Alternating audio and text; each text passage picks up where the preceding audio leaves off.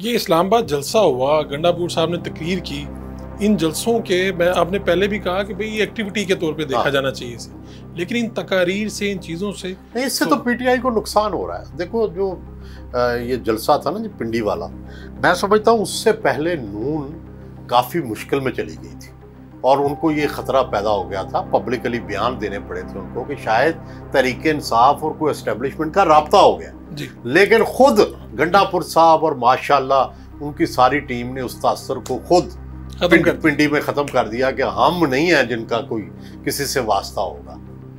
तो बजाय इसके कि कोई सुलह की कोशिश करते, लड़ाई की कोशिश कर ली। तो ये तो अहमकाना इक़दाम था। इस पार्टी में जो बात करता है वो गद्दार कहलाता है, जो एस्टेब्लिशमेंट से बात करेगा, इस बातचीत की तरफ जाएगा। नहीं, वो तो उनके लीडर रोज कहते हैं ना जी हम बात करना चाहते हैं। वो ये चाहते हैं कि इमरान खान से बात की जाए और ना कोई बात करे, सिर्फ इमरान खान साहब से कोई जनरल साहब बात करे, बस ये उनके लिए। इससे नीचे कोई बात ना करे। नहीं, इससे नीचे वो नहीं मानते। तो अब आपको क्या लगता है, हुकूमत जो है, वजीर आजम हुकूमत, ये सब इस वक्त ताकत में है, एस्टेब्लिशमेंट की बैक है इनके ऊपर, सब ठीक है? जाहिर है अदारों की लड़ाई तो अच्छी नहीं होती ना। जाहिर है जब अदलिया को कोई नुकसान पहुंचेगा तो ये मुल्क के लिए तो अच्छा नहीं है, चाहे वो जजेस बायस्ड हों, चाहे जा तलब हों, चाहे उनका मौक़िफ़ गलत ही क्यों ना हो, फिर भी वो सुप्रीम कोर्ट के जजेस हैं, इसी आइन के तहत जजेस हैं, इसी आइन का हलफ उठाया हुआ है, तो उसको नुकसान तो पहुंचेगा। जो हमारी मॉरल सिचुएशन है उसको नुकसान पहुंचेगा, लेकिन फिर क्या आगे क्या होगा ये देखना होगा कि क्या इस लड़ाई के बाद क्या सूरत नजर आती है। मौलाना फजलुर रहमान ने गेन किया है सारी सिचुएशन में। मौलाना फजलुर रहमान ने गेन किया, लेकिन ये गेन वक्ती होते हैं। आप एक ख़ास सिचुएशन में बड़े आगे चले जाते हैं, लेकिन गेन क्या करना, 6 सीटें हैं तो इलेक्शन वो खैबर पख्तूनख्वा में हारे हुए हैं, वहाँ पे पीटीआई जीती हुई है। तो हकायक तो जब तल्ख हकायक पर आएंगे तो फिर तो वही सिचुएशन होगी। कितना किस्सा मिल जाएगा उनको इधर इक़्तिदार में या उधर अपोजिशन में, वो तो उतना ही मिलेगा जितना जुस्सा है।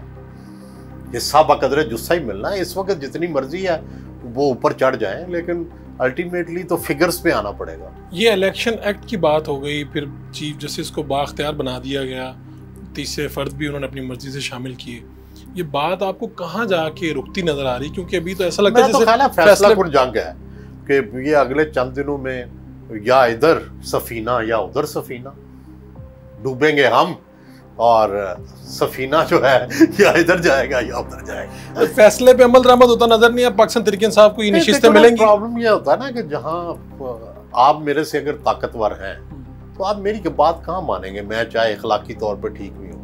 दुनिया में पाकिस्तान जैसे मुल्क में इखलाकी हैसियत तो नहीं जीतती, जिसका वजन ज़्यादा है, जिसकी ताकत ज़्यादा है वो जीतता है। ठीक है, इखलाकियात का फैसला तारीख करेगी कि कौन इखलाकी तौर पर दुरुस्त था, लेकिन वक्ती तौर पर और इस वक्त हालात के तौर पे तो वही जीतेगा जिसके पास ताकत ज़्यादा है। और उससे क्या होगा कि सुप्रीम कोर्ट को नुकसान पहुंचेगा, आवाम को नुकसान पहुंचेगा। और दूसरी तरफ जो सुप्रीम कोर्ट कर रही है, ये क्या कर रही है कि ये पार्लियामेंट का मजाक उड़ा रही है। ये कह रही है कि हम आइन के अंदर भी अपनी मनमानी करेंगे। भाई किस तरह आपसे करेंगे, कहीं तो सरेंडर करें। आप वजीर आज़म को निकाल चुके हैं, आप अस्पतालों के दौरे करने चल पड़े थे आपके एक चीफ जस्टिस, ठीक है, एक चीफ जस्टिस आपके डैम बनाने लग पड़े थे, एक जो थे वो रोज़ आईजी को बुला के बैठे रहते थे, रोज़ सारी कारोबार मुमलकत ही उन्होंने अपने सुप्रीम कोर्ट में मुंतकिल कर लिया था।